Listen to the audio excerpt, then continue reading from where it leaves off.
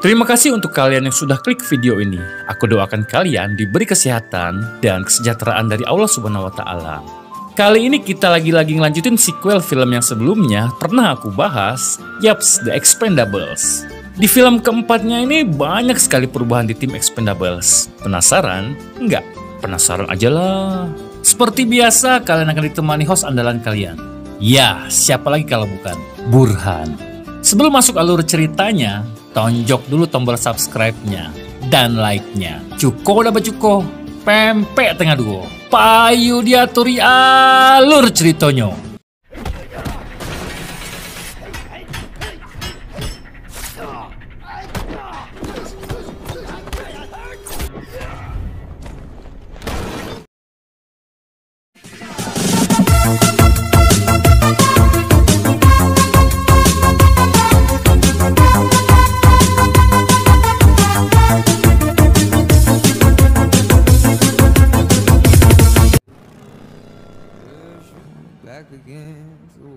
Di sebuah pabrik milik seorang jenderal bernama Iwan di Libya, kita diperlihatkan dengan seorang tentara yang tengah nyebat di sana. Iwan sendiri tengah quality time bersama anak dan istrinya di sebuah ruangan di pabrik itu.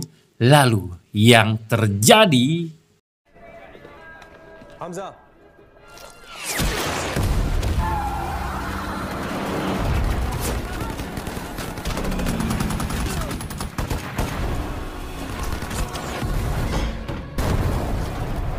ya, mereka mendapat serangan dari sekelompok tentara yang entah dari mana asalnya. Iwan dengan cepat mengevakuasi anak dan istrinya, hingga ketika sebuah helikopter berhasil menghancurkan sebuah tank, muncullah seseorang yang sangat amat mirip dengan Iko Uwais. Dia bernama Suharto Rahmat.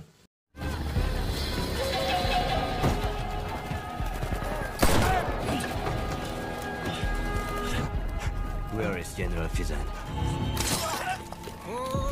Setelah itu Rahmat mengambil seragam tentaranya Iwan untuk kemudian masuk, lalu menghabisi satu persatu pengawalnya Iwan sampai akhirnya ketika di dalam Rahmat langsung menusuk Iwan.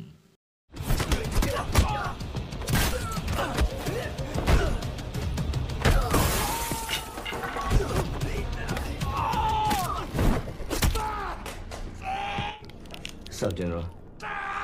Film sendiri masih mengisahkan sekelompok tentara bayaran bernama Expendables dan masih dipimpin oleh Barney Rose. Barney pagi itu mendatangi Christmas yang tengah bertengkar dengan pacarnya bernama Gina. Barney minta ditemenin Christmas untuk mengambil cincin kesayangannya di sebuah bar karena tadi malam dia kalah taruhan bertanding gulat jempol dengan seorang pria di bar itu. Sesampainya di sana, Barney dikejutkan bahwa cincinnya dipasang di sebuah mainan yang bentuknya sangat familiar bagi kita para laki-laki. Christmas sedikit mempertanyakan, kok bisa dia kalah adu jempol yang padahal pengalaman Barney sebagai Rambo dan Rocky sudah tidak diragukan lagi. Barney pun menjelaskan bahwa dia kalah dengan seorang pria bernama Jumbo. Namun bentuknya tidak sesuai dengan namanya karena Jumbo memiliki postur tubuh yang bisa dikatakan mini. Kemudian Christmas pun langsung mendekati Jumbo, lalu minta cincin itu dengan pukulannya.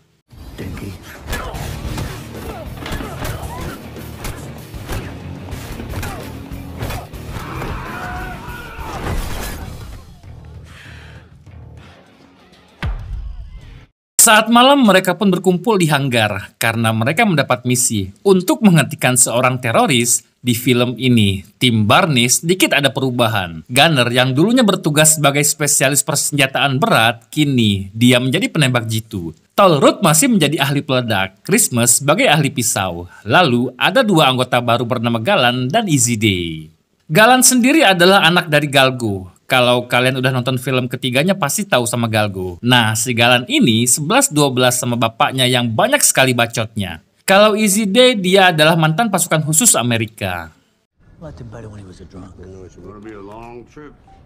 Tak lama kemudian mereka pun didatangi seorang pria bernama Mars. Mars adalah anggota CIA sekaligus berperan sebagai pengganti drummer yang di film ketiganya yang berperan sebagai pemberi misi pada tim Expendables. Di sini Mars mengatakan bahwa mereka mendapat tugas untuk menghentikan aksi yang dilakukan oleh Rahmat di Libya Dan usut punya usut, ternyata Rahmat berniat akan merebut sebuah detonator rudal nuklir dan akan dijual pada seorang penjahat yang paling berbahaya di dunia bernama Ocelot. Christmas yang mendengar nama Ocelot pun sedikit terkejut karena Barney pernah bercerita bahwa 25 tahun yang lalu dia bersama tim lamanya hampir saja mendekati Ocelot. Saat itu Barney dan tim lamanya disewa oleh CIA untuk menyelidiki siapa sebenarnya Ocelot. Namun saat itu mereka justru dijebak dan kedelapan timnya Barney tewas dibunuh oleh bawahannya Ocelot dan Tollroot curiga bahwa Ocelot hanyalah hantu ciptaan Barney untuk menutupi kesalahannya di masa lalu. Operation Ocelot. This and Barney will bury him someday.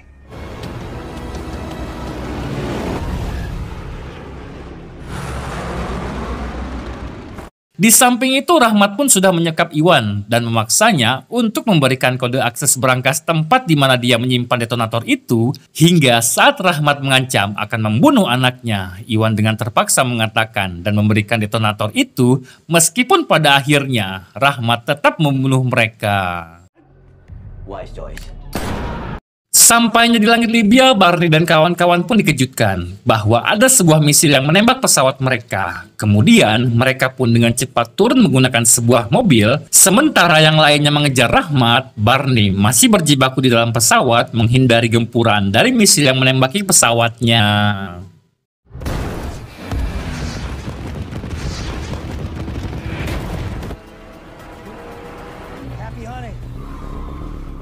Di lain sisi, Rahmat yang berhasil membawa detonatornya dengan sebuah koper hingga saat di luar, Gunner dengan snipernya langsung membidiknya. Namun karena film ini masih di awal-awal dan Gunner lupa menggunakan kacamatanya, sehingga Gunner gagal membunuh Rahmat saat itu.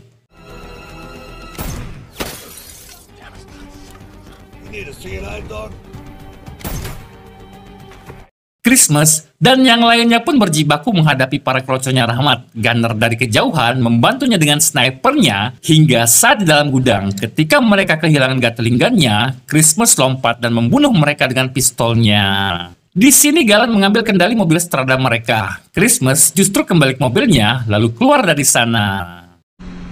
Kill him.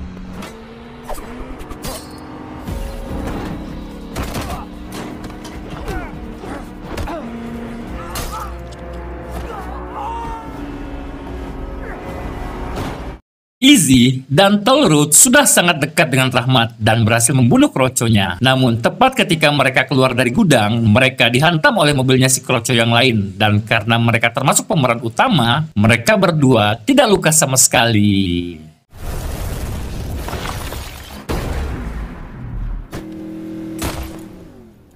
Barney sendiri masih berjibaku menghadapi misil dari kroconya Rahmat sambil mengarahkan Christmas untuk mengejar Rahmat hingga saat mobil mereka berdekatan. Rahmat dengan Gatling gun-nya berusaha membunuh Christmas, namun secara bersamaan Barney berhasil tertembak oleh sebuah misil.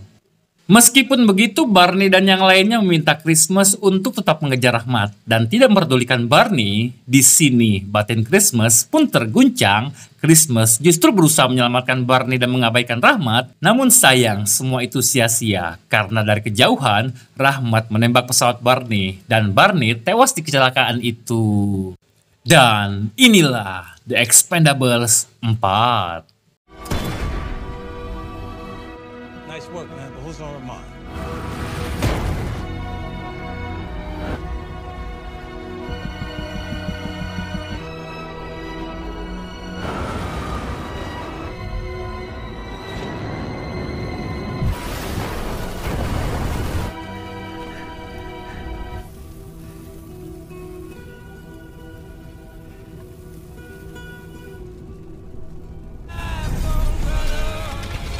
Beberapa hari kemudian mereka pun sudah terlihat di bar langganannya. Di sana mereka menaruh cincin kesayangan Barney beserta tulang tangannya. Mereka semua sangat amat terpukul atas kematian Barney. Dan di sana mereka mengadakan upacara kematian Barney dengan bersulang. Christmas dihampiri Gina untuk menenangkannya. Dan di tengah-tengah itu datanglah Mars yang justru memecat Christmas dari Expendables.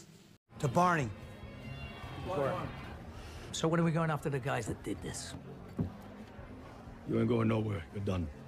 Di sini Mars mengatakan bahwa akibat Christmas berusaha menyelamatkan Barney, mereka justru kehilangan Rahmat yang berhasil membawa detonator tersebut. Ditambah lagi, Izzy memanas-manasinya dengan mengatakan bahwa Christmas menyia-nyiakan pengorbanan Barney. Sebenarnya Tollwood dan Gunner yang sudah puluhan tahun bersama Christmas sangat mengerti dengan perasaannya, namun mereka di sini tidak bisa berbuat banyak. Barney hated cover bands. Saat di rumah Christmas melihat cincin milik Barney, Christmas langsung pergi ke rumah Gina dan saat di sana, Christmas membuka sebuah berangkas yang isinya ada sebuah berkas rahasia yang selama ini Gina rahasiakan yang intinya isi berkas itu adalah petunjuk yang mengarah pada identitas Ocelot dan berkas itu hanya boleh dibuka ketika Barney sudah meninggal dunia. Ternyata Gina adalah bagian dari Expendable. Besok pagi mereka berniat akan pergi mengejar Rahmat dan Gina menolak ketika Christmas memintanya untuk mengajaknya. Di sini terjadi sedikit pertengkaran antar keduanya, meskipun pada akhirnya mereka berakhir berkayuan di ranjang. You weren't invited.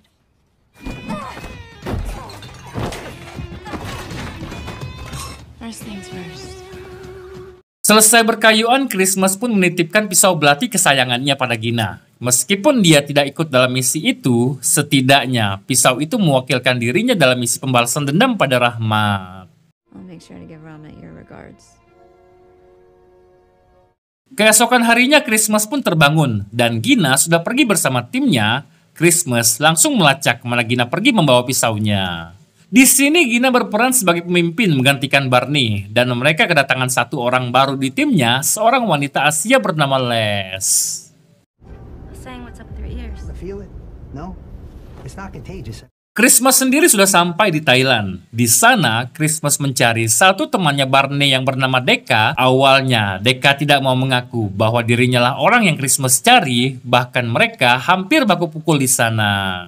Namun setelah Deka melihat cincin milik Barney, dia langsung mengaku bahwa dirinya lah Deka. Dan dia bersedia mengantar Christmas menyusul timnya untuk membalaskan dendam kematian Barney. Barney's dead. I was once Desha, the man you seek. Barney should have his revenge if what you say is true.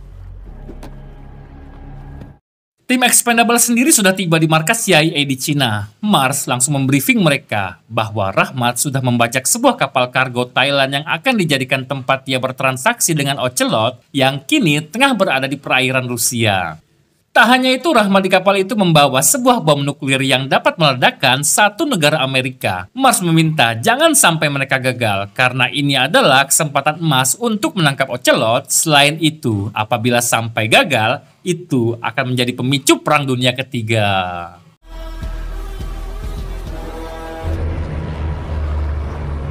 Di perjalanan, Christmas mengatakan bahwa dulu Barney pernah bercerita bahwa Deka adalah mantan pasukan khusus Thailand yang paling hebat yang pernah Barney temui. Namun, Deka berusaha merendah untuk meroket, di mana dirinya mengatakan bahwa itu adalah masa lalunya. Dulu saat dirinya masih menjadi pasukan khusus, dia sama sekali tidak merasakan kebahagiaan.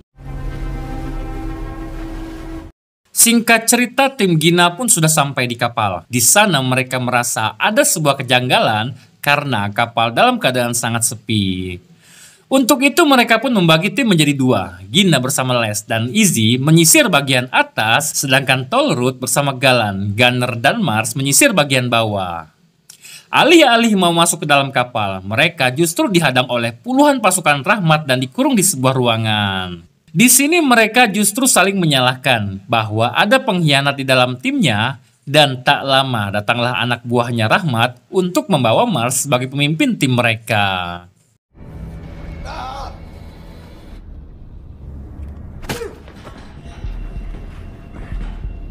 Christmas sendiri baru saja sampai di kapal, sementara Deka menolak untuk ikut dengannya karena dia khawatir bahwa sisi gelap dirinya akan kembali dan tidak bisa kembali normal lagi. Dan saat di atas, Christmas langsung dihadang oleh anteknya Rahmat, namun baginya si antek hanyalah upil yang nyangkut di lubang hidung.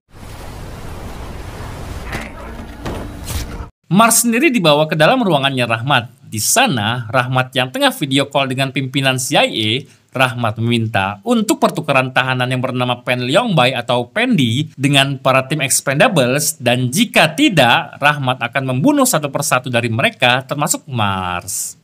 Diketahui Pendi adalah satu-satunya orang yang tahu identitas Ocelot karena sebelumnya dia adalah mantan tangan kanannya Ocelot di Thailand, sedangkan tujuan Rahmat meminta Pendi dibebaskan agar CIA tidak dapat mencari informasi Ocelot dari Pendi. So, what's it going to be, Russo?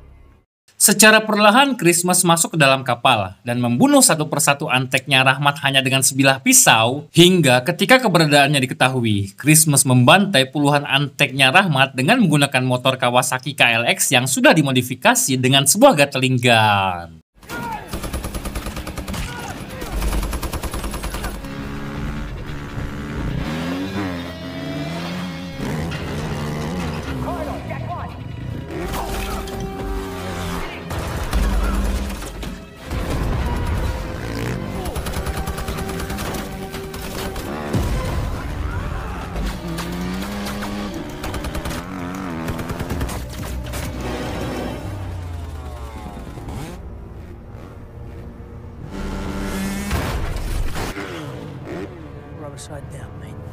Sampai akhirnya ketika di atas, Christmas ditembaki oleh tangan kanannya Rahmat dengan sebuah pelempar granat. Lalu saat terpojok, Christmas dikejutkan, Deka datang dan membantunya mengalahkan semua anteknya Rahmat.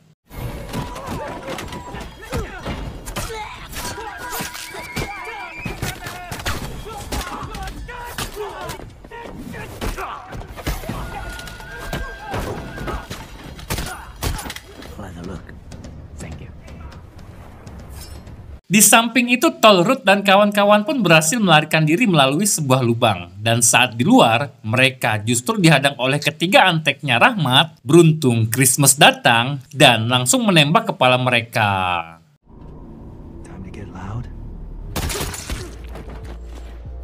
Setelah itu mereka pun langsung ke bawah kapal. Mereka berusaha mematikan bom yang ukurannya sangat amat besar. Tollroot, si ahli peledak, pun tak mampu mematikan bom tersebut karena baru kali ini dia melihat bom yang serumit ini rangkaiannya, dan satu-satunya cara untuk mematikannya hanyalah dengan merebut detonator yang dipegang oleh Rahmat. Untuk itu mereka pun secara terang-terangan naik dan langsung menghabisi satu persatu anak buahnya Rahmat.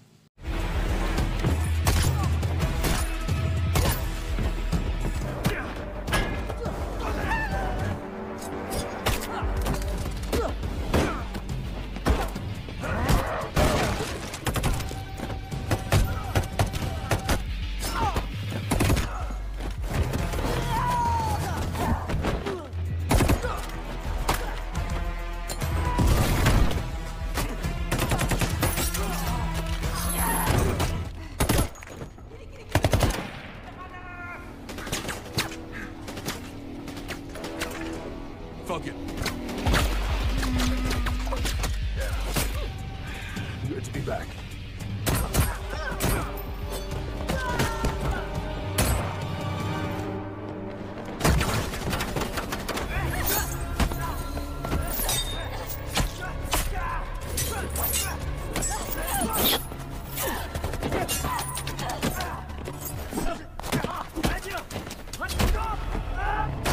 Sampai akhirnya Christmas berhasil masuk ke dalam ruang kendali kapal dan langsung bertarung melawan Rahmat. Ini nih duel yang kita tunggu-tunggu.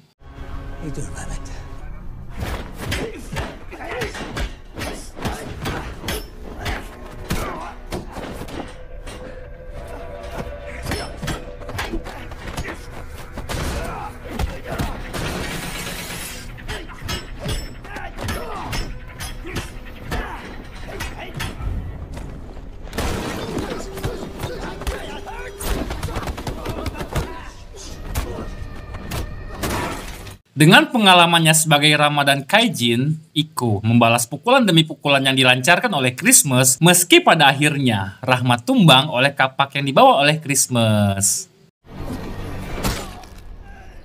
That's for Bonnie. Di samping itu Pendy pun sudah sampai di kapal dan mereka langsung menukar Pendy dengan Mars hingga tepat ketika Mars siap ditukar, dia justru membunuh Pendy. Di sini terungkap faktanya selama ini Mars adalah Ocelot dan Ocelot adalah Mars. Boss is Ocelot. Mengetahui itu, Christmas pun langsung menembak helikopter itu dengan RPG-nya. Mars yang tahu akan kalah pun justru membuang detonator bom itu ke laut agar bom itu meledak dan memicu perang antar negara Amerika dan Rusia, hingga pada akhirnya yang akan dijadikan kambing hitam adalah tim Expendables. A conflict that while devastating for many is the only thing preventing World War III. Expendables will take all the blame. It'll be profitable for somebody, and that's enjoy the show. Kill them all. Mau tidak mau mereka pun harus menghabisi semua anteknya Mars sampai akhirnya Tolru tertembak tepat di perutnya. Dan sayangnya mereka tidak membawa P3K dan mau tidak mau mereka pun harus pergi dari sana menggunakan perahu milik Deka.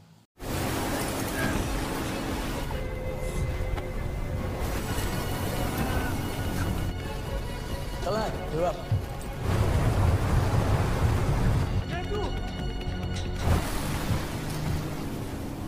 Di sini Christmas memutuskan untuk tinggal di kapal dan akan berusaha menenggelamkan kapal agar bom itu meledak di bawah laut. Christmas akan membayar semua pengorbanan Barney sebelumnya. Karena apabila Barney masih hidup, tentunya Barney akan melakukan hal itu juga. We must sacrifice care.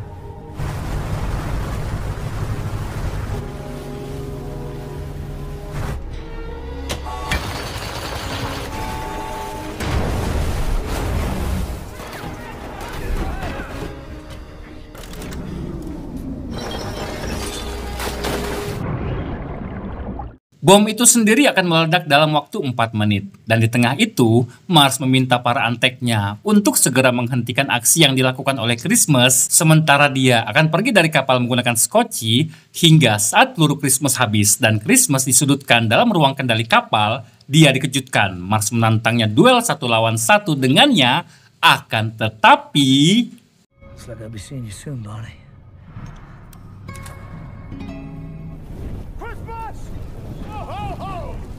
See you called soldier. You're a very good soldier. Fun's in trying. What Santa brought me? But you're about to join him. Hey, I had one of classics. The fuck? Barney? Almost fucking killed me. Ya, Mars mati ditembak oleh Barney yang entah datang dari mana. Christmas langsung naik ke helikopter itu, tepat ketika bom akan meledak dalam waktu 30 detik lagi. Lalu mereka meledakkan kapal itu, dan bom itu meledak di dasar laut.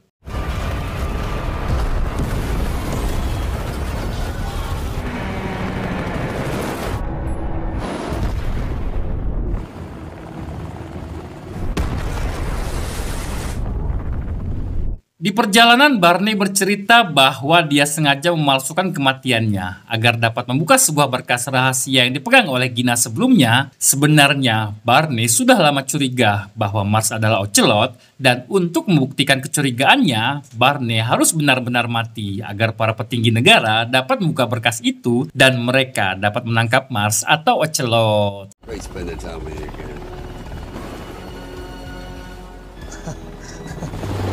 Seperti biasa, setelah berperang, mereka berkumpul di bar untuk merayakan kemenangan. Di sini Christmas bertanya tentang bagaimana cara Barney selamat dari kecelakaan pesawat tersebut. Apakah teman-teman ingat dengan Jumbo yang di awal film? Yap, selama perjalanan, ternyata Barney membius Jumbo dan menyimpannya di dalam lemari pesawat. Dan tepat ketika pesawat akan jatuh, Barney langsung menaruh Jumbo di kursi pilot dan lalu memasangkan cincin kesayangannya di jari Jumbo untuk meyakinkan bahwa itu adalah Barney. Oh, yes, I did.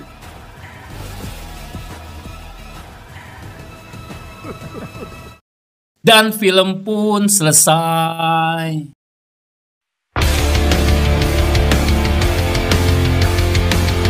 Secara keseluruhan gimana ya? Kok agak kurang di film keempatnya ini? Ini mah menurut pendapat pribadi aku ya. Film ini nggak belajar dari kesalahan di film ketiganya. Coba deh kalian nonton dari film yang pertama, Expendables itu berisikan veteran-veteran perang yang susah mati. Ada Arnold Schwarzenegger, Bruce Willis, Jet Li, Terry Crews. Nah, di film ketiga perlahan persona itu mulai luntur. Di film keempat ini justru benar-benar hilang. Veteran perangnya cuma ada Sylvester Stallone sebagai Barney, Randy Kortus sebagai Toll Road, Jason Statham sebagai Christmas, dan Dolph Lundgren sebagai Gunner. Sisanya pemain baru semua, kayak 50 Cent sama Megan Fox. Padahal tidak satupun dari keduanya dikenal sebagai ikon film action, dan aktingnya biasa-biasa aja.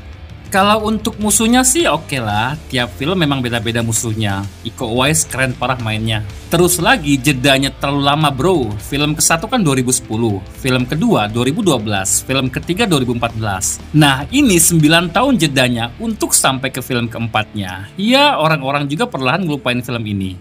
Kalau nggak ada Iko Uwais mungkin orang-orang Indo juga males nonton film ini. Ya wajar lah di IMDb cuma dapat rating 5. Ya udah segitu dulu video kali ini. Aku Burhan pamit undur diri. Assalamualaikum.